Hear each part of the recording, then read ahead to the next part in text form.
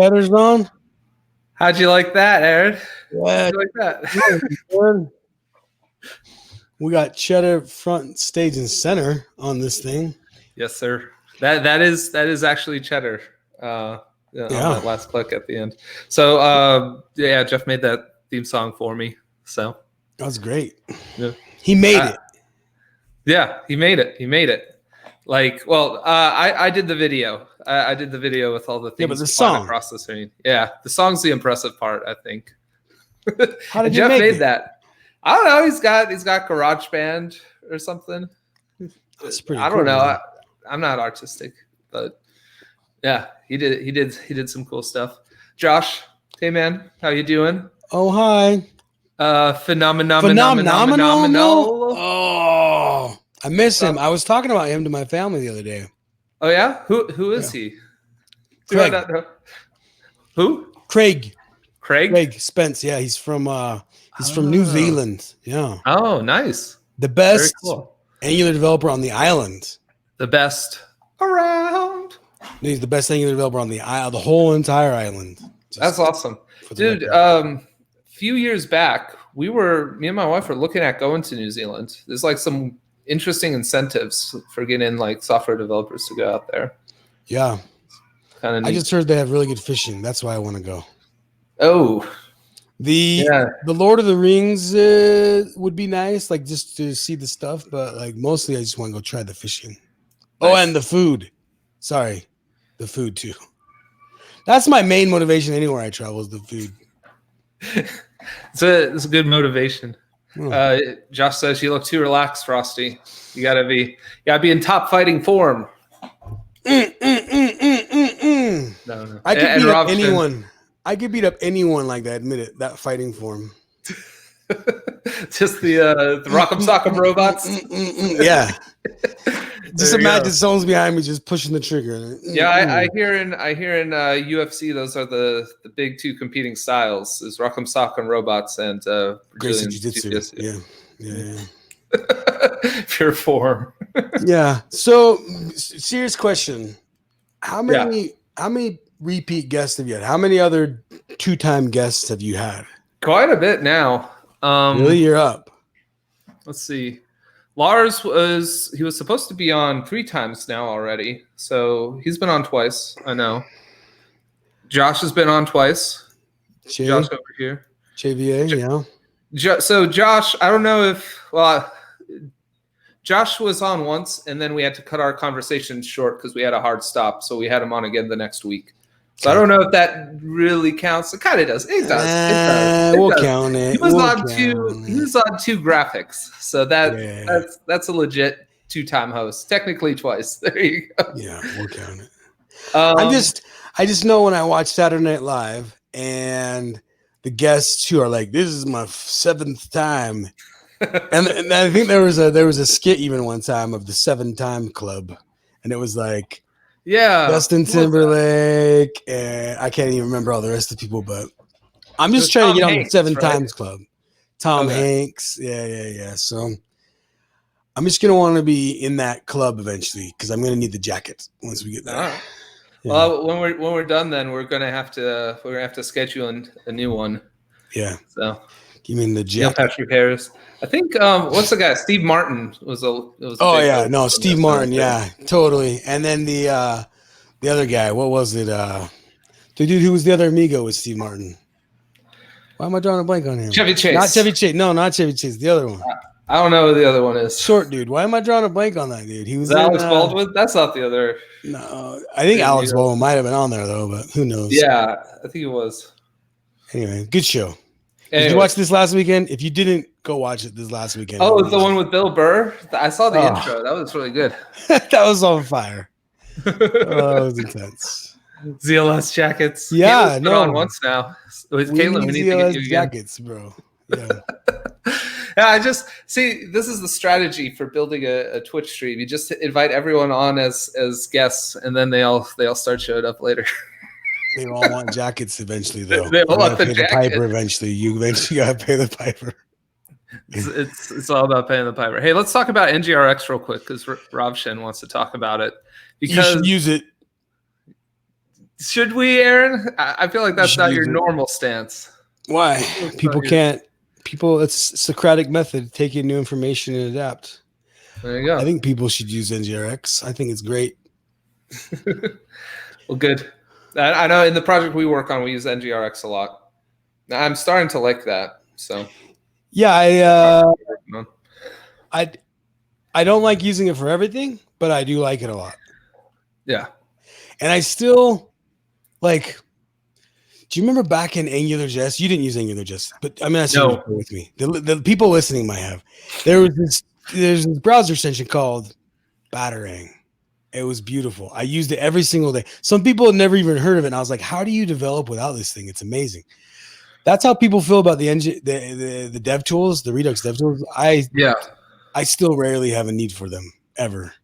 Like I'm fully productive with it, but I never have a need for the dev tools still. So what was Batarang exactly? We'll get to interruptions. It just allowed you to click on an element and it would tell you all the AngularJS things about that element. It's part of this controller with these values and yada yada. So it just kind of let you like click on things, and it gave you some dependency graph. It's a performance problems. It told you how many watchers were on things. Like it just helped you debug what was going on.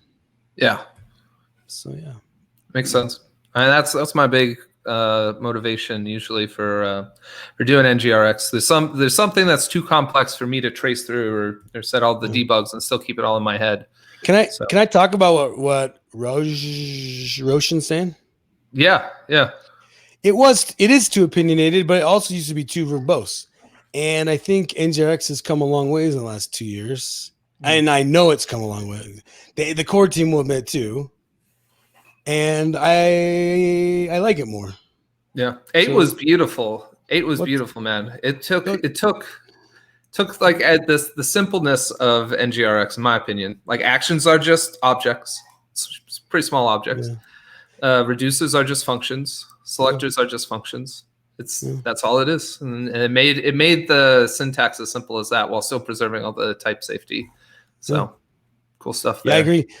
The next stuff that a gentleman, Mike Ryan, was showing off on Twitter the other day about the new types 4.1. TypeScript 4.1, dude, it gets even better. So I don't know. It's gotten less like code volume, which is really good, and it kept all of the type safety, so which is also good.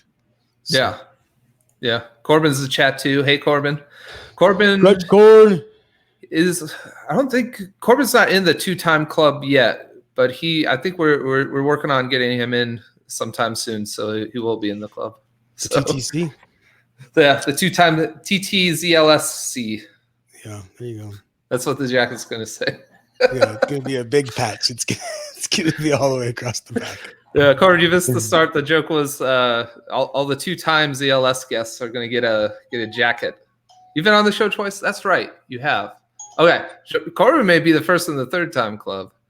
What? So, what was the second time? The first time Corbin came on and we were chatting about he presented one of his articles he wrote on like the core pieces of the Angular change detection engine, like with the view children and the view children and content children and stuff like that. So is view children universally the most hated part of Angular? We should do a poll. I think the answer is yes, but whatever. I really like it. I don't know. It feels like you get full control with when you get a good grip of all that stuff. I don't know. Just comparing it to React, bro. That's all. Yeah. And React is 85 times easier for the view children stuff. So yeah. So yeah. Anyway. Yeah. Well, anyways, let's get into Corbin loves the view. He loves it. Yeah. I do hate the API of the view children coming in. Like it's got like an observable that's actually an observable of itself or something like that. It's always weird to work with. But But it lets you do a lot of neat stuff. But anyways, let's get to what we came to talk about today, which is Aaron Frost. Okay. Aaron. What up? So one of the things I really love doing with the guests when we have them on is like talk about your history coming in through the business. I feel like we did do that last time you were on. We talked about Scully last time. Yeah. Donuts, and I heard donuts, and I was like, you lost it. All we need. I sucked you in, and we just went off into Scully land talking about donuts. Yeah.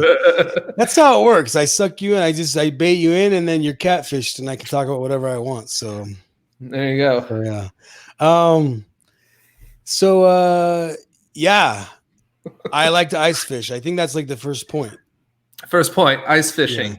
Yeah. Second point. So I've heard you say this several times from working with you, and it's kind of informed the way you think about things, the way you process some stuff. You started out as a tester in this business.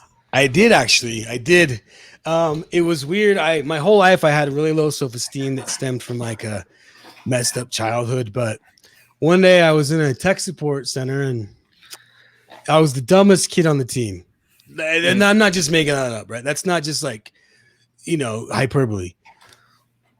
I'm on an accounting team and everyone has their CPA degree. And I'm the only, I just somehow passed the test. Okay. So like legitimately I can prove I was the dumbest person on the team, but I can do SQL. And one day, one manager, she dares to believe in me enough to say out loud, yo, you're pretty good at SQL. Have you considered doing QA? Like, and I could go into this really funny story in my past about like, I was just one day I knew in my head, the thing I was built to do was to own a pest control business. Dude, okay. I could go into that. It's super messed up. No adult should ever tell a kid they're destined to own a pest control business. Anyway, but they did.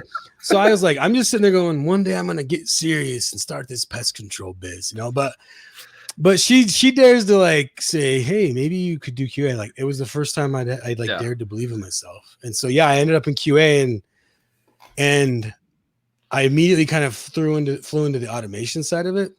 And man, it was so fun. So fun. But it formed a lot of my opinions about testing. You know what I'm saying?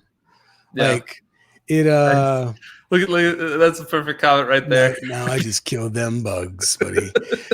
No, dude, I wish I could say I killed more than I wrote. Right? Mm-hmm.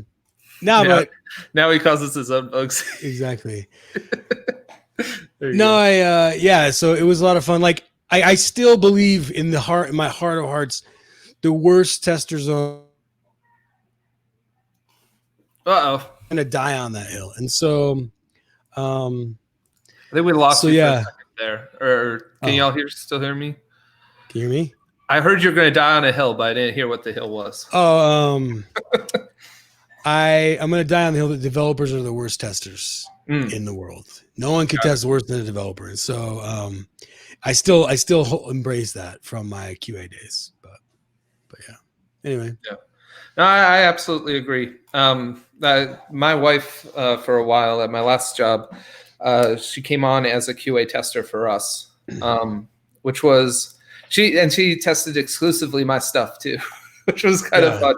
We had a joke between us that was we finally found a job for her doing what she does best, which is pointing out all my faults. Right. So it was a good. She's like, I was made for this one. Yep. Let's show all the ways this dumbass fucked up. But that's pretty much the ferocity she approached the job with. But funny. Alex is here. Alex, how's it going, man? Alex is in the one-timer club. Hey, money. Used to do QA as well. Oh, nice, dude. We're former QA buddies. Nice. Yeah. So, Ravshan, me and my wife, when like that was probably some of the best times of our marriage. It was because we were like, she got to make fun of me a little bit and show me when I would mess up, but it was also just like being that invested in the same thing. That was really cool for us and for our relationship. I kind of missed that, honestly. I hope together. Yeah, I hope somewhere down the line we can try to recapture that, because that was really cool for us. So, yeah. But yeah, so coders suck at testing. I tend to agree with that. It's a fact. Yeah. We're good at covering all lines of code with a test, though. But that does not mean we're good testers. Okay, like I can. I know I got Kit Kats. Sorry, yo. It's We're really donuts good and at Kit making Kats. it look like we can test, though. Like we're fantastic at it. So, Mhm. so yeah. Yeah, I feel like we come up with all these metrics and all this like kind of like inaccurate ways of showing, hey, we have confidence here when really the confidence is really low. Like lag coverage, Yeah. I don't think that means anything, man. Yeah. But It doesn't mean nothing, but it doesn't equate to anything. So the absence of nothing doesn't mean something, though. Like, and that's the problem is the correlation of it's not nothing, so it must be valuable is not a transitive property of equality that should be applied, you know? yeah. Anyway, I digress. Dude, I'll go the whole time on that if you make me. So just you got to pull me out of the hole because I'll keep going for now. I'll pull you out later. No, That's still good. no, I like it, I'm traumatized even to a point. Like my team on Scully, sometimes I'll be given a presentation and Scully will break, and I'm like, I hate it when it breaks when I'm presenting. Of all the times it could break, and so I'll go back to the team and I'll be like, hey guys, so it broke, you know, on stage, and I didn't appreciate that very much. And they'll be like, it works on my machine. It works on my machine, dude, bro. And that was something I learned to hate when I was in QA. So I just got to the point where like, oh, I'll just go close the bug and tell the users it works on the developer's machine. Like, and then they'd be like, oh, wait. Maybe we should fix it. Okay, cool. Thanks. Obviously you should do more than just that. So yeah. Anyway. Yeah. So yeah. Bro, how's ZLS going, by the way? Just tangent. Growing? ZLS? We're doing pretty well. Yeah, 52 episodes. I think like you saw the little intro video. I feel like quality's there. It is, dude. More important thing to me though is just being able to have the sort of relationships from here where like it's honestly something I look forward to every day. Yeah, Corbin, I got a lot of followers now. This is pretty cool. But also I met Corbin through doing this. I met Corbin. He's been an awesome person to talk to, an awesome person to hang out with, and my average is a bit lower than that, I think. But yeah, cool just making those connections and getting to know Josh a little bit better, just having something to engage the community with. My own platform. It's pretty cool. I read a book last year called Go Giver. And it's about, it's a kind of a parable of stories, but it kind of teaches you, hey, the way to really grow your influence is by influencing others and helping them, though, by giving to them. Yeah. This is a really cool way to give to others and give people a platform to talk about their ideas and to share and stuff. So, and in the book, it talks about go-givers. Every time you give to someone and you share with someone and you help build them up, in effect, what you're doing is building an army of friends, of people who are cheering for you. And so, this ZLS, what you're really doing is building an army of people who are like all big Zach fans, and so I love that you're doing it. I love it. That's the new hashtag, y'all. ZLS Army. ZLS Army, exactly. But I want to fight for y'all out there. If there's something passionate y'all are passionate about, I want to hear about it. So anyone wants to come on and talk about stuff, feel free. Yeah. Phenomenal says developers being bad at testing is because lots of developers are disconnected from their product. I tend to agree with that a lot. Yeah, I think that's at least one of the reasons. Yeah, it's probably one of the bigger reasons. Mm-hmm. I feel like it's super easy for a developer to get caught up with the wrong stuff too. It's just difficult. Like I remember being a good QA person, like really good. Like I was like, I've honed my craft. I'm proud of how good I am at this. Like I'm proper good. I'm not the best, but I'm good enough. Right. Yeah. And then I was at the point in school where I was like, I can code. Now let me test my own code. And I turned into a moron immediately.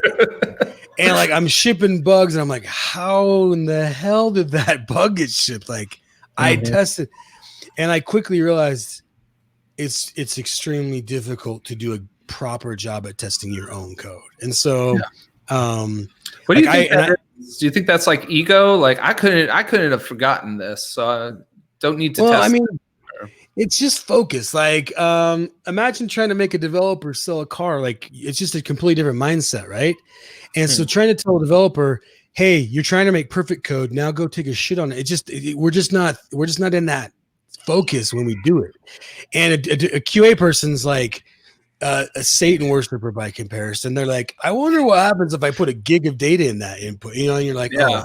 Shockingly, the front end and the back end died.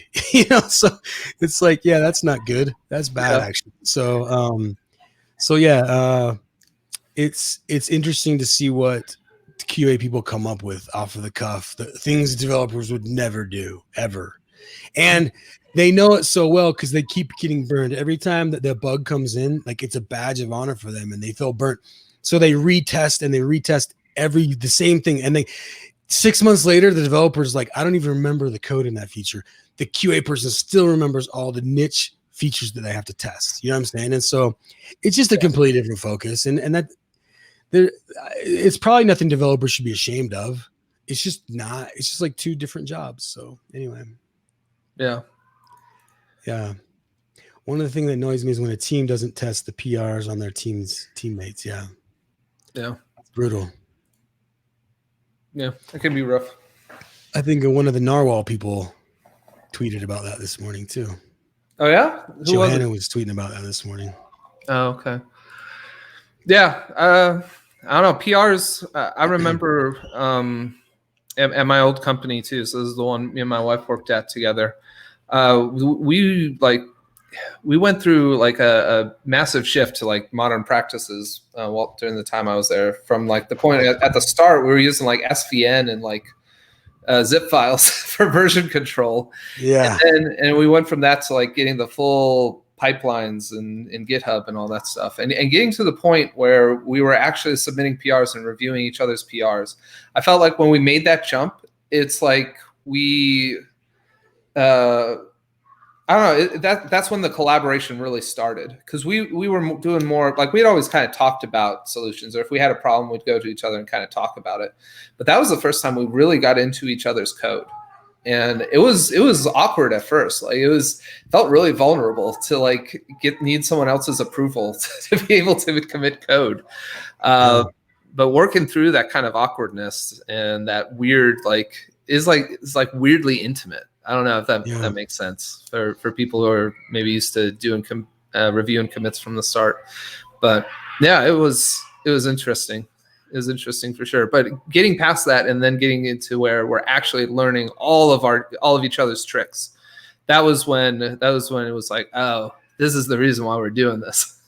Like it wasn't so much to make sure we didn't miss something. It was more to make sure any kind of knowledge that was being gained by one of us was being gained by everybody. Exactly. Yeah. So. It's a vulnerable thing to say, here's my art, critique it, tell me what I did wrong. Like, it's a vulnerable thing to do, but if you do it consistently, everyone does get better, So yeah, I know what you mean when you say it's vulnerable. It gets awkward at first. Yeah. For going a few years at the time, just being able to do whatever I wanted in my code, like no one even knew. Zero accountability.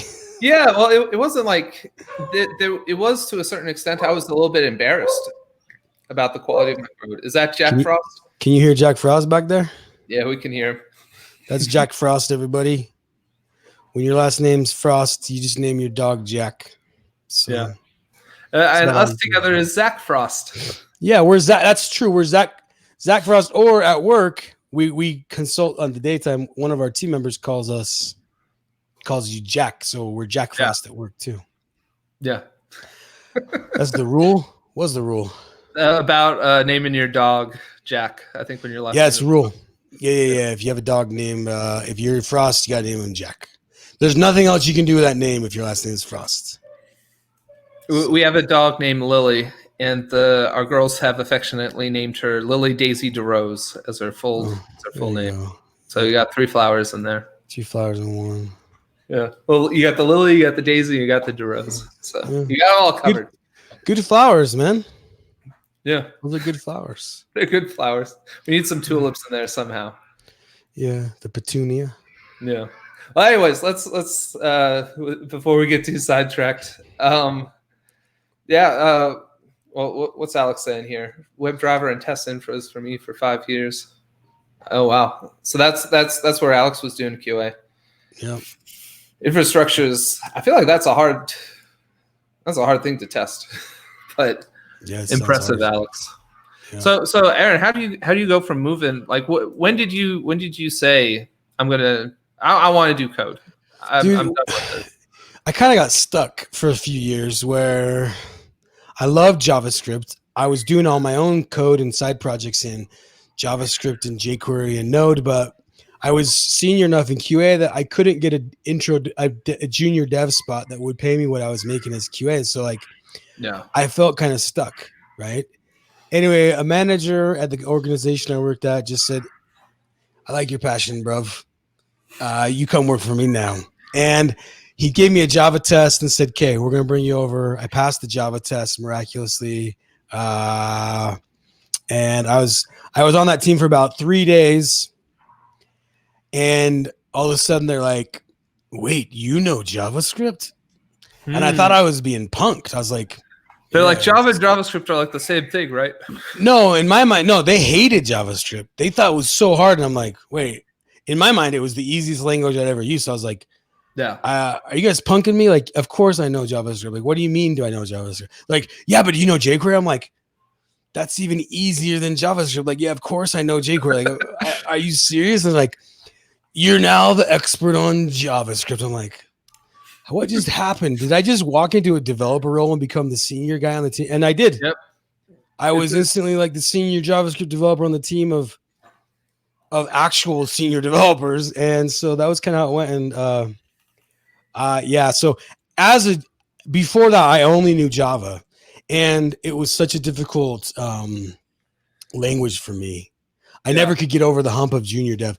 But JavaScript on the opposite side was so easy for me. Everything just fit and it made sense and it was easy and it was fast and I could do stuff in lesser lines of code. And so, I was definitely built. I have friends who are Spring Boot all day, every day. And I'm just like, I'm just JavaScript all day, every day. And I understand them because JavaScript is what it is for me. So, yeah. Yeah. Eruptions, and I tried to avoid it for a long time as it's not strictly typed. So I came in when I started working with JavaScript stuff, it was actually with TypeScript. I had been in Java my whole career up until that point. So everything with TypeScript felt, normal. It was only until later I realized, hey, you can kind of just ignore all those types if you wanted. Like, it's the thing. But at the same time, I'm like, looking at some of the older JavaScript libraries, man, I don't know how people did it. Like the cognitive load that had to be in there for everyone to remember how this stuff works. Kind of crazy to me. Yeah, it really was. I've gone and looked at some of my old code and I'm just like, I don't know. I must have been an absolute genius to understand this code because it makes no sense to me now. Like it would take me years. So yeah. Well, also just the what's it called? The fat arrow syntax. So that was, what was that? Is that ES5? So I'm just gonna stop you, bro. I don't appreciate the arrow shaming. In JavaScript, it's just arrow functions. There's no fat and skinny. That was CoffeeScript. CoffeeScript had fat and skinny. In JavaScript and TypeScript, we just have arrow. So Well, so I was used to C where they'll do like the references with the skinny arrow, I guess. So I always call them the equal sign arrow, the arrow syntax. There we go. ES6. Okay. Yeah. So by the time I come on the scene, that's already all in there, which makes things a lot nicer for like anonymous functions and stuff like that. Yeah, I actually started I had huge imposter syndrome when I was working on a book on ES6.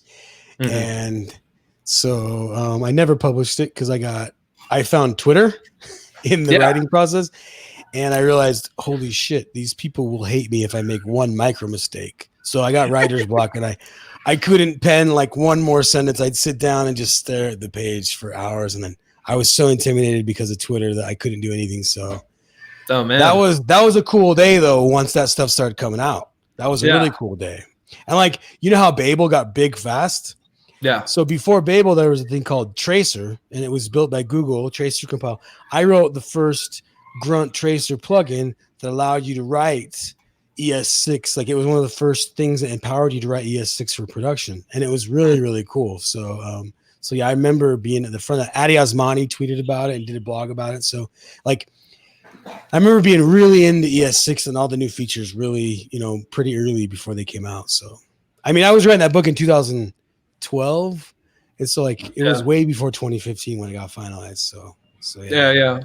Well, it was definitely interesting for me coming in right when Angular was coming out, because I like retroactively learn stuff about like closures and all these interesting JS things that I kind of missed when you get dropped in TypeScript. In TypeScript, yeah, you do miss kind of the closure world.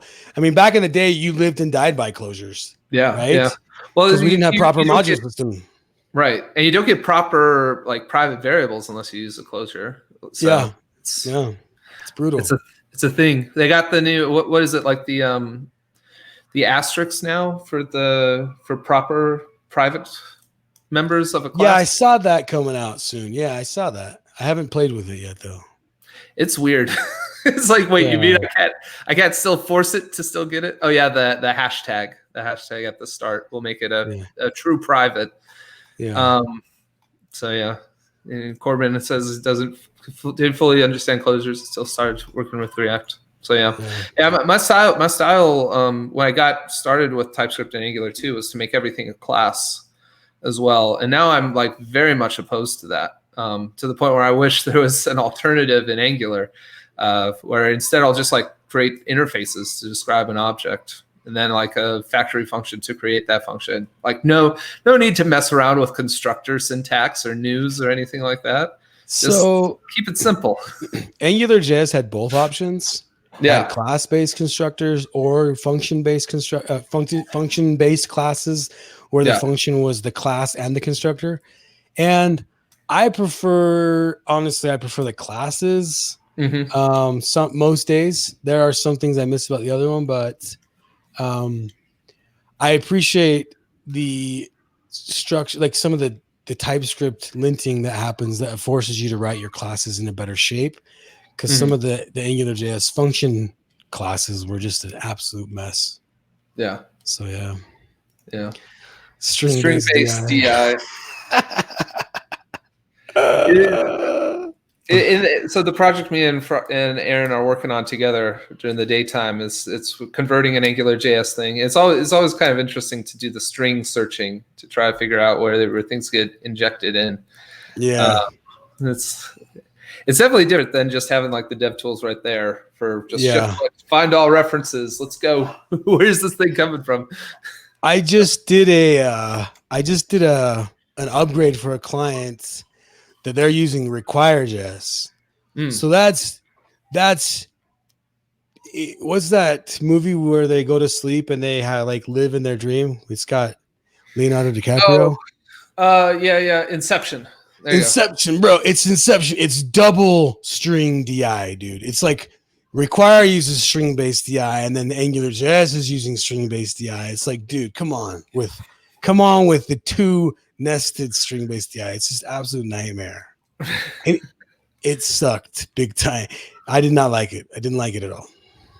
Yeah. So how did we get into this? I'm trying to remember. I don't know, man. If we go up the call stack, where did we start with all this? We're talking about you getting into development.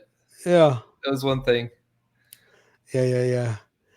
My man over there, Phenom, says he loves the CoffeeScript plus Require.js. So yeah, that's funny. Anywho, so yeah, and then one day as I'm learning AngularJS, I implement at a giant organization. Me and my friend Dave, we kind of guided a giant organization on AngularJS, and from there we moved to a different organization together. And at that place, we just kind of accidentally had this idea one day to maybe try and do an Angular conference. Okay, that sounds cool. Why not? Let's try it, dude. We first Googled to see if there was one we could just go to, and then there was. And we're like, no, there's not one. Cool, I'll go back to work. But someone suggested, hey, what if we made one? And I was like, that's done. That's a bad idea. That sounds like a bad idea. We should definitely not do that. You heard it here first, folks. NgConf is a bad idea. It was a bad idea. Dude, there's so much joke stories around NgConf. So like, then we did it. I was like, I'm going to Google I/O next month, and the Angular team's gonna be there. I'll just ask them if they'll come. Yeah. If we did it, kind of like Field the Dream style. If we build it, will you come? Type thing, right? And so I just kind of walk up to him. And I'm like, hey, if we build it, will you? And Brad, we're hoping they'll send one person, right? Yeah. And Brad's like, I'll send the whole team. Whoa. And I was so like, wait, what? how well did you know them at the time when you were going? None, to zero, negative. Yeah, the same as anyone else did. It's just this big dude who's excited on life because I was like high on energy when I was asking them, and I was friends with the guys doing Egghead, so I was like, hey, these guys, yeah, they're my friends, and these guys, yeah, they're my friends. Just like we had some acquaintances, but we didn't know each other yet, and so I was like really excited. I was like, hey, yeah, what if we did this? And Brad's like, the whole team will come. And so I was like, wow. So I flew back to Utah. I was like, okay, guys, this is going to be. So then we get ready. We were like, okay, this is going to be big. This is going to be big. So tickets are going on sale in like 30 minutes. And we've set a reasonable price. We're like, hey, we should, at first we're like, let's do a $25, $30 ticket. But then we're like, well, what if we just do a nice ticket where like we can actually have a really cool event, and then we put it online for free so everyone can participate. Yeah. So that was kind of where we aired. We're like, hey, let's go to a nice place, do a really nice event, fly the speakers in, pay to fly the speakers. We're like, let's just do an actual event. Mm-hmm. And that sounded good until about 30 minutes before tickets went on sale. Bro, half of us had anxiety attacks. And I was like, yo, dude, I resign as NgConf organizer. I can't do this. The community is going to crucify us. I just got so nervous. I literally tried to quit. And like that conversation lasted like 20 minutes. Was it that same Twitter thing that was getting you? Like feeling like they're probably eat you? I just really respected the hate mob that can happen sometimes. And I didn't trust myself to not get run over by that, And so I was just really scared. And I was like, you know what, guys, I resign. I'm out. Good luck. Have fun. Tell me how it goes. And like, they're like, no, everyone call, because someone else tried to quit. Like literally two of the five was quitting. And then one of the guys was like, you know what? That all sounds scary, but what if we just chill for 10 more minutes and let tickets go on sale and see what happens? So we're like, all right, I guess if you're going to use logic, I guess we could chill for a few minutes. If you're going to do and then, dude, the worst thing that could have happened, tickets go on sale and the website, in our mind, the website broke because all the tickets immediately go from not released to pending. And we don't know what pending means. So we're like, no, not pending, on sale. So we're like clicking the site and we're like, dude, how do we get him out of pending and then on sale? We need him in on sale. We told everyone, we've got hundreds of people that are like going to be mad at us if we don't give them tickets. And then all of a sudden, after like 5 minutes, we're like, wait, pending means that they're in the purchasing process. And so like all the tickets just immediately went pending. So that means all the tickets immediately got sold, and we were like, holy crap. How many did you have available? I think the first round we just did a couple hundred. Okay. And so they immediately just disappeared. So we're like, holy crap, that's crazy. So then the next time we did a round 2, and I think we did a couple hundred more, and they all went pending immediately as well. And we're like, holy crap, like this is not how anyone else listening to this who's ever done a conference knows that's not how it works. Like, so we clearly just got really lucky. And it sounds like there was a need and y'all filled it. Clearly there's a lot of demand for this. What year is this, by the way? I meant to ask you this earlier. This is probably September of 2013 that we're having this panic attack. Maybe August, but probably September. Okay.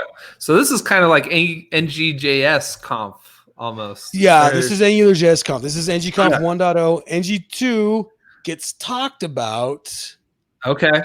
But, ethereally only, no real conceptual to speak about, only like as a dream of what it could be one day. Right. Right. So That's so is there any official affiliation with Google? With NgConf? No, like the other day, one of our team messed up and tweeted the official Angular conference. And we know, the organizers, we know we can't say that. because we're not the official anything. We're just like a really good partner, for lack of a better term. If they need something, they need a meeting with certain people, we make sure they got rooms to do it. If they need talks, we'll make sure they got rooms to have talks. And if they want to talk about a subject, we just make sure they're in the lineup and can talk about so we're just a good partner for them. Yeah. And we assume all the risk, which is one of the things they love. And the other thing they love is because we do it, they don't have to go through any red tape at Google to do it. Right. Yeah. So, I mean, when you look at BasilCon and Flutter, like all these other frameworks, they have to go through all the red tape to get their own conference. But so, yeah, anyway. Hey, Brandon's here in chat. He was still an NJ baby back then. Yeah. So we heard from Brandon when he was on the show. Him and Mike Ryan have both been on the show now. But hearing about how they were, do you remember the game America's Army? It was something I had known because they would when you go to like the recruiting, when you walk by the recruiting table for like the military in high school, they'd give you the CD, which was just this game where you'd play America's Army. It was just like this first person shooter game. Brandon and Mike were working on this, man. I've heard them talk about the games. Yeah, I thought that was so cool. So yeah, that's cool. Anyways, Brandon also had a really cool. They had the diversity roundtable thing, the Angular roundtable thing earlier today. I caught that later this afternoon. It was really good. So yeah, if anyone having conversations like that, everyone who didn't watch the roundtable, go over to YouTube. This.media has a YouTube channel. Go check it out. I thought it was really, really good. Yeah, it was really good to hear the stories there. Let me see. I think I've got the link here. I'll put it in the chat. But you can keep going, Aaron, if you want about NgConf 1.0. No, it's just an accident. Like now I wish I could accidentally make a conference that was that successful. I've tried several times and it's truly was a phenomenon. Like it just was a thing that I haven't been able to reproduce. And, it's a difficult thing. Anyone who's tried to do a conference around the world knows it's very difficult to do. So yeah. So there's the link to that round table there. But yeah, RxJS conf. That was my first conf, man. That was your first conference ever, RxJS Live? That was my first conference ever. That was the first one I've been to in person. NgConf has always been like huge in my heart because we would never have like the funding to go, but we would always see all the talks still. So it was almost like better to be at home watching because you just put it on 2 times. I know probably the biggest value from NgConf is just the connections you get from being there in person. The hallway track is insane, man. Like, yeah, so many connections in the community just because I'm at the conference. It really makes a big deal. It's a huge difference to be there in the room where it happens, for lack of a better colloquialism, Yeah. So cool. Yeah, exactly. I've telling people not to get into. No, it's no. I agree. Like I love going to basketball games or soccer games, right? But part of me likes watching them better at home because you get better stats and you get better telling you more stuff. Yeah, you get better seats, right? You can sit there on your laptop, like yeah. I heard somewhere before like this coronavirus stuff happened, they were looking at redesigning all the arenas just to have a bunch of lazy boys with outlets so everyone could just be on their computers like they want to be. Yeah. No, it would be good. No, it's good. Both are good. But when you go to the conference, there's just a whole nother level of conference happening that you don't even see. Like, it's just really insane the amount of contacts you make and friends that you have now, as a result of it. It's really, really powerful to be there in person. Yeah. Yeah. Like, as cool as this is for us to still be having these conversations and like the relationships I've been able to build from doing like ZLS. There's always something missing when you're not like actually there in person. Like that connection is just a little bit harder to make, because there's. I don't know. It's coincidental you have Phenomenal up on the page on the screen. Like he and I, we met at a conference, and I mean, I would never trade the experience I had with him for anything. It was like not life-changing, but it was unforgettable. And you only get those when you're at a conference, So yeah, it's really cool to go. Really cool. And you get to meet all the speakers, right? Like I only know Brandon because of NgConf. If it wasn't for that, I wouldn't know him. I would just want to know him, and so many people. I remember my first interaction with Brandon. Unfortunately, it was online. I don't. We haven't met in person yet, but I remember like before I was at Narwhal or anything, Brandon commented on one of my tweets. I was like totally starstruck because I'm like, I had watched all of Brandon and Mike's talks at NgConf and all their NGRX stuff, and I probably geeked out way too hard on Brandon. But, yeah. He's one of the people that everyone goes to see. Yeah. Being able to work with Brandon now at Narwhal is pretty awesome. So, but yeah, that's how Crutchcorn felt when you invited him to the thing, though. There we go. It's very kind of you to say, Corbin. Yeah. I definitely don't feel like I'm in Brandon's league, though, or Aaron's for that matter. I'm just like happen to be friends with them and trying to ride their coattails a little bit. That's what all this is, Aaron. I don't know if you knew that. Good. But that's what this is. Good. But stop. All right, yeah. Let's stop with me being weird. What's so NgConf, you have 1.0. Things are looking good. All the Angular team comes over. Is that just like the relationship just is maintained from there? Like, I know y'all did like NgConf Columbia recently too. Are you starting to branch out? No, that's a different organization. Okay. Did they ask me if they could use the name? I was like, I don't own the name. I can't stop anyone from calling their thing NgConf. In fact, we open sourced all of our designs. So if anyone wants to use the designs, they're open source as well. So like, we just really care about making the community strong. So I don't, I'm not going to stop anyone from trying to do it. I would only stop a bad actor. Like we've had some bad actors in the community, right? We had a really bad actor in the last year that created a conference and then kind of closed it down. And so I would only Atlanta. Well, I'm not going to talk about it. Okay. Anyone who knows, but okay. I would only try and stop bad actors from using the name. I wouldn't try and stop anyone else, Gotcha. So yeah. And we did the same thing with RxJS Live. Like we created it, we made it a thing. And then I said, hey, whoever else wants to do this, here's the Twitter account, here's the DNS, here's our website, like go crazy on it. And so I just want to empower communities to grow and stuff. And that's part of what NgConf is. That's part of what RxJS Live is. And so yeah. So yeah, I mean, so there's been a lot of fun moments along the way with NgConf. Like probably the first really fun, and by fun I mean nightmare, is Shai Resnick's first talk. I saw some of his talks. Which one are you talking about? His very first one was called NgWat, and there was like 4 seconds of an otherwise fantastic talk.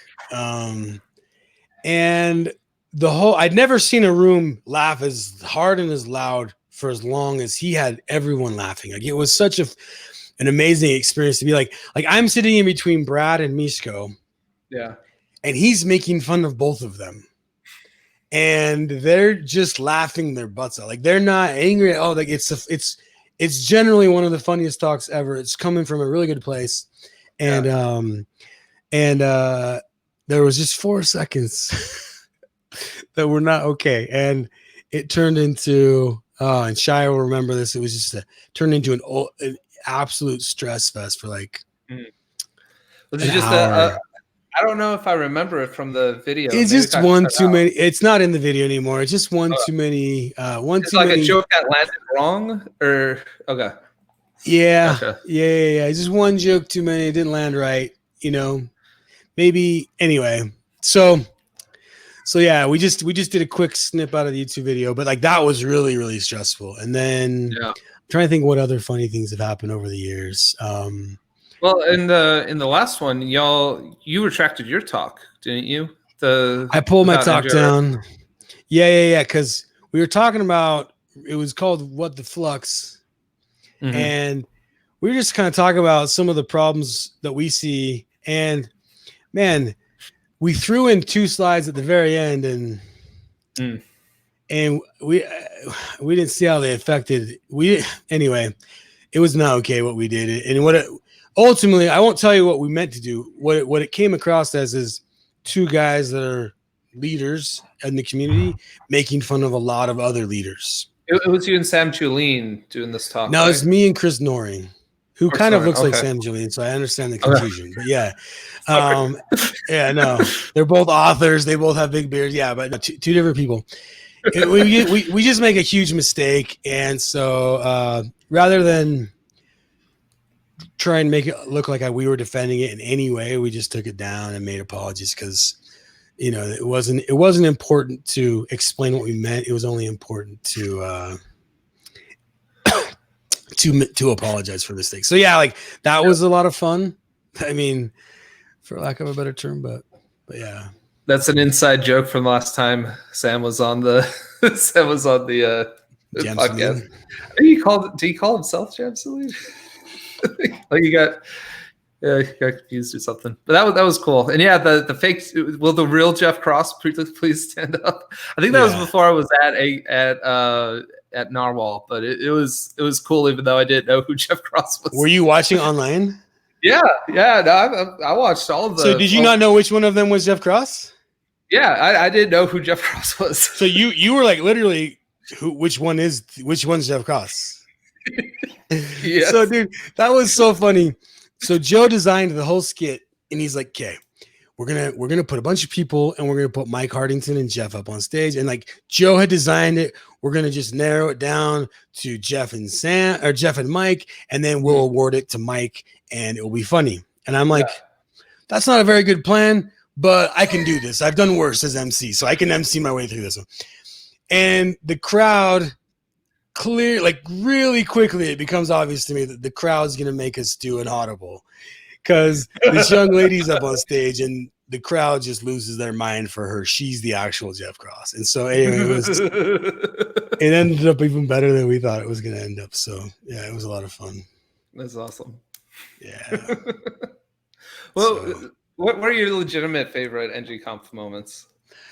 Honestly, Shy and my favorite moments are all probably after the hour of midnight, just sitting kind of in the hotel lobby and just kind of seeing who's still around and having those, midnight to 3 a.m. conversations. Cause my adrenaline's so high. Like I'm not sleeping no matter what. Like, I got 1,500 people in town that I'm, lack of a better term, big brothering for a few days. Like I need to make sure everyone plays nicely. Right. And so, the adrenaline's at an all-time high. So I can't sleep. So I just go sit in the lobby and just some of those meaningful friendships and relationships and conversations that have happened just in the lobby of a hotel at 1 or 2 in the morning. Those are my favorite moments by far. So that's awesome.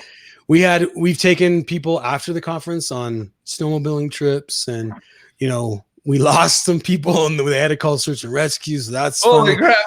There's a lot of really good moments over the years that have happened. So I don't think I could pick one. The second year, the first year. The hotel had norovirus outbreak in the food, and so we had not an insignificant amount of people that got super sick. Oh, no. And like a couple people had to go to the emergency room, like because they're dehydrated. Stuff coming up. What's that?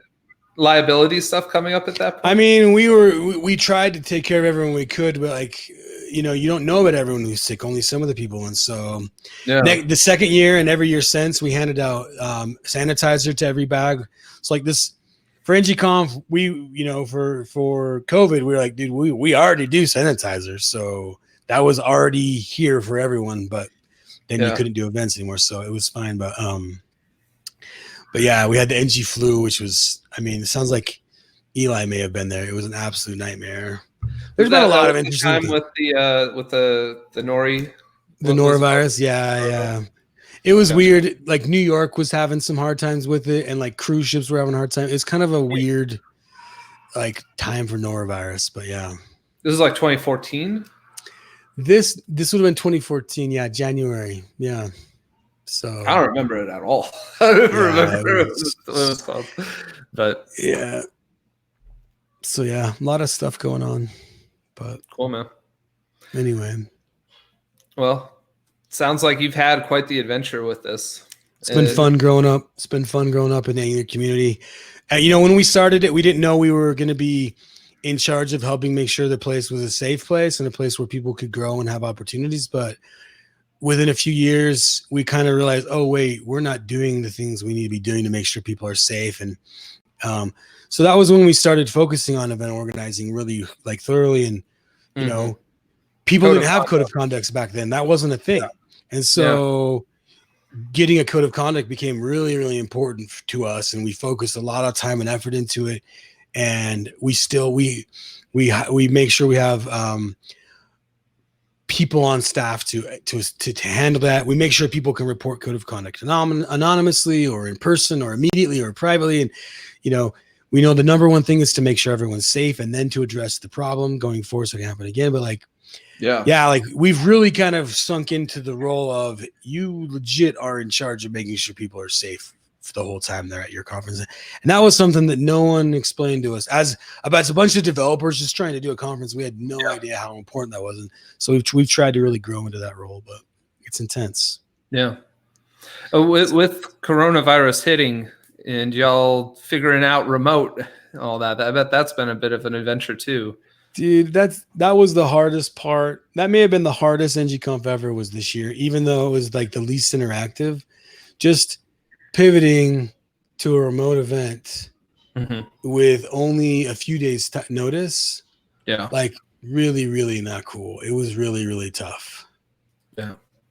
Yeah. Well, especially with like recent in people's memories, I'm pretty sure at the time was the incident we had discussed earlier where the conference had shut down out of the blue. So different circumstances for sure. Like the world was on, it did shut down because the world was on fire like y'all had to, but still it's bad timing.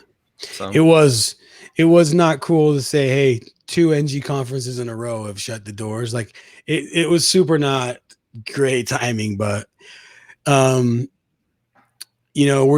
just trying our best to roll with it. It's probably going to be remote again next year. Just most engineering companies I've heard, like the big ones, are all making plans to shut down their campus for at least until next fall. Summer. Yeah. So, and I think that's where we're going to end up anyway. So we're trying to figure out how to not declare bankruptcy, because when you plan an event and then 3 weeks before the event's not happening anymore, you've already invested so many hundreds of thousands of dollars that you're like, oh shit, now what are we going to do? And so we're all still full-time programmers. We're just trying to figure out a way how to make sure this event ends up the best way for everybody. And so it's a very difficult scenario, the one that we're in right now, but everyone's been super patient, super cool. The sponsors have been ridiculously understanding and loving. So we have fantastic partners in our sponsors. Yeah. NgConf has a lot of love from the community, and y'all came by it honestly, paying nothing and still seeing all the talks for all those years, man. That was huge for me. So good. That's why we did it. Thank you. No problem. That's what we did. We're like, hey, we could either do a conference for $25 or we could do a real one where people can have moments, but also give it away for free to everyone. And that was where we ended up. And just how important that was for the community, for people like me who if there was a huge paywall there, I just never would have got to, I think, where I ended up getting. So NgConf is in a lot of ways I have to thank for that. So, and all the presenters and all that stuff. So a lot of that's one feedback we get a lot. The other feedback we get a lot, which honestly makes it worth all the stress of the year, is so many meetups came out of NgConf. So many people went NgConf, heard about meetups and went home and went, I don't have one in my city. Let's make one. And so that's another thing that's been really powerful for us, is just being a force for the community where they can go and organize, and a lot of meetups came out of there. And so that's another story that we hear a lot where we're like, man, the second, third level removal of what happened there. Like this is a huge multiplier event. It multiplies across a lot of people in a lot of places. So, and that makes it all worth it. Into Salt Lake, and the ripples went all over the world. And I mean, I'm going to tell you, dude, okay, this is my last rant, and then we're going to end because I know we're over. Okay. Don't worry about it. Why did we do it in Salt Lake City? Yeah. So if you go back in time, it's 2013. Okay. Every major JavaScript library in existence, if you go to Google Trends and just filter to the United States, okay, every single library you can think of, the number one search results come out of come out of Utah. So Utah has like this odd infatuation, like / history with JavaScript. And so like at the time, most of the education content for AngularJS was coming out of Utah. Pluralsight's #1 course was done by a Utah-based author. Egghead was coming out of Utah. A lot of the best speakers were coming out. Just like there was a lot of that in all JavaScript libraries, but specifically around AngularJS. So it was like, yeah, we're gonna do it. We're gonna do it here. So yeah. And that can't all be Kent C. Dodds. So no, I mean at that time, Kent C. Dodds was just. I mean, he was our friend. He actually worked with us at that time, but yeah, he. I mean, he wasn't involved, but he was certainly present as it happened, right? Yeah. No, I was looking back at like I think Jeff Cross had sent me some old it was an Angular Air episode, and he was there. I was like, I had no idea. I was, from where I came on, Kent C. Dodds was always the React guy. Like, it was weird to hear him talking about Angular. He quickly jumped on React once it was a thing, but I mean, you're talking React doesn't exist. Yeah, I mean, that's the time frame we're talking about. React hasn't existed yet, so that's what we're talking about. And AngularJS was like, it was that or like Ember or just jQuery at the time, right? Yeah, some people, if you worked with Microsoft stuff, did knockout, but generally it was Angular or Ember, and Angular pretty much kind of knocked that out of the park in a landslide. And then, not because it deserved it necessarily, because Ember was fine, but yeah. So Backbone, I've heard that. Yeah, and Backbone. Everyone did Backbone, man. Backbone was like so hard for me to learn. It's true though. It's true. I did Backbone before. What I came from was Backbone when I went to Angular. So yeah. Yeah. Well, just hearing the different histories about this stuff is super cool for me coming in later, and understanding like there's things people really loved about these different frameworks, and understanding how to get those good pieces out. So yeah, agreed. Past the dark place. Right. Very nice. Very nice. Well, dude, I want to ask you one last thing about Enterprise Angular. How's that? Or Enterprise? What is it called? NgConf Enterprise. How's that going? Enterprise NG? Yeah, it's going good. We decided, NgConf, or is that a different entity? Okay. No, yeah. Go to ngconf.com, ng-conf.org, and that's where we're at. And Enterprise NG is we normally do a call for papers. This time we picked the talks. We picked the topics, and we said let's find speakers to give these talks. And so it's designed for enterprise development. And so that was where we focused it. We worked with some architects in the community. We worked with I know everyone knows Manfred. We asked a bunch of people kind of around, hey, what topics would you see in this area? And so we kind of curated a list, but it's very, very enterprise focused. It's meant to fulfill a certain niche that we've never focused on ever. And so hopefully it can become a thing during COVID where some enterprise events can be like, yeah, this is what we need for our team. So we're just trying to fill a niche. Awesome, dude. Are the videos still available for free? Oh, yeah. They'll be free after the keynote event is free, and then there's 2 days of free workshops before it. Maybe 1 day. So there's a day of free workshops before it on the Monday of that week, and then there's 2 days of paid workshops, and then there's the keynote of the event is free, so anyone can log on and watch the keynote, and then the rest of the talks will be for ticket holders. So yeah. Cool. And if you bought a ticket, I think if you bought a ticket to NgConf this year, I think you're getting an enterprise ticket already. I think that's just one of the concessions we're giving for having to postpone it. So right, makes sense. Yeah. And when is this conference going on? Is this? It's going on. The week of November 16th. Yeah, so you're about a month out. Yeah, so it's time to get tickets, everybody. It's time to get tickets. Okay, yeah. ZLS Army, go.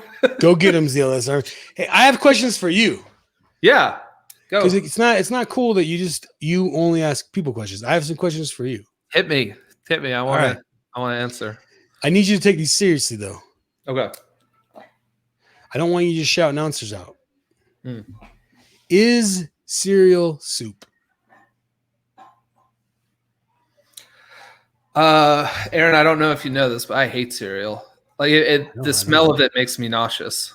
All crunch berries make you nauseous. Yes, something about it. You're lying. All right, I'm moving on to the next question because that's not even real. It's real, dude. That's not even real. I ate cereal growing up. I must have had a bad experience. I don't know. I don't remember what the bad experience was. But my children, whenever they eat, we have cereal in the house against my wishes. We have cereal in the house because the kids like it. That's exactly how I feel. I don't believe you. The crunch berries too, though. Even crunch berries. The one thing I'm kind of okay with is cornflakes or frosted flakes. That I could maybe see myself eating. But anything with like puffs or something like that, I'm gonna move on to the next question because I don't believe you. So let's just move on. Let's just agree to disagree.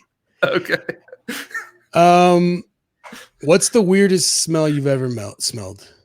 The weirdest smell I've ever smelled. Yeah. Like, you know how... Sorry, go ahead. Go ahead. You go ahead. No, you go ahead.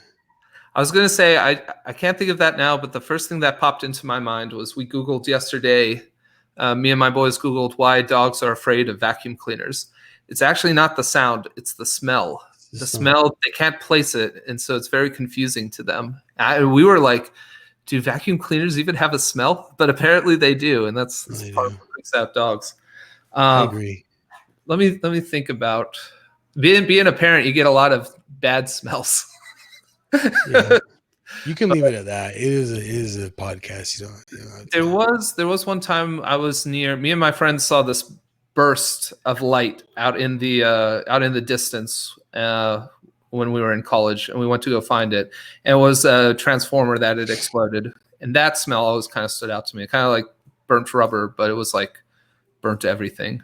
So, All right, next one, 2 more. Is a hot dog a sandwich? No, a hot dog I think is something different. It's its own thing. Yeah, no hesitation on that one. That's its own thing. Is a sub a sandwich? Yes. But a hot dog isn't? No. Okay. It's the orientation in which you put it into your mouth. I think that matters. But Jimmy John's is the same thing with a hot dog. I mean, it's a hot dog, a taco. That one I'd be like, wait a second. Is a taco a hot dog? That's the question. I don't know. I would tend to say no. Right. A hot dog is its own animal. It's the platypus of food. If you cut up a hot dog and then you put it in a bun. Yeah. What if you cut it up? That's a good point. What if you cut it up first? Well, what kind of bun? Are we talking a hot dog bun? Whatever. Let's say you eat hot dogs on hoagie buns. Hot dog and put it between 2 sandwich breads. Yes, I think that's a sandwich. But all right. I think my inconsistencies are coming out. Yeah. Okay. Now the last one is what is the best Wi-Fi name that you've ever seen? Oh, Bill Y, the Science Fi. There you go. That was my favorite one. Thank you. Thanks for answering my questions. That was the only reason I'm here, just so you know, was for that. So you know we did it. Good. I think the comments section really lit up. Yeah. No, everyone was sleeping until the end. Hot dogs here. So salami on a hot dog bun. Oh, that's not a sandwich. I don't know what that is. That's salami on a hot dog bun, but it's not a sandwich. Definitely not. All right. Okay. Yeah, DM me a hotspot name. Yeah, if you got some better hotspot names, drop them in my DMs. Exactly. So, yeah. Thanks y'all for coming. This was really fun. Aaron, you rock, man. Thank you for doing NgConf. Thank you. I owe a lot to NgConf, so thank you so much for that. And thanks for coming on. I owe a lot to NgConf too. It's changed everything for me. So I'm in the same boat as you. So Yeah. Well, you did a lot to make it happen. I just kind of sat back and pressed play on the videos. Yeah. That was pretty awesome. But yeah, thanks everyone for coming by. And yeah, we've got Isaac coming by on Friday, Isaac Mann from Narwhal. So if y'all want to stop by for that, that'll be on Friday. I'm not sure if we'll do one tomorrow or Thursday. I'll let y'all know on Twitter if we end up doing something. But nothing scheduled as of yet. So cool. Thanks all for coming by, and Aaron. After the show's over, we'll have to figure out how to get you back on and just come. Yeah, I need episode 3. You need episode 3, and all it will be is just you asking questions like that, and we can talk. I'll come close them out for you. Oh yeah. Yeah, I'll just come close them out with questions for you. There you go. Dude, you can keep coming on if you want. Yeah. Forget the 7-member jacket. You're going to be like the 500-member episode jacket. No, I just need 7. I don't need to be that overzealous. I just want to be up with the cool kids. So nice. Corbin's right. I don't even know who Crush Corn is, but now it's a game on. So you need to check out Crush Corn's channel. He does some pretty cool stuff on there. So go check him out. Awesome. Work on Thanks, everybody. A mobile version of GitHub. So yeah. I have a hard time ending these, but yeah. Bye, y'all. Love y'all. Cheers, everyone.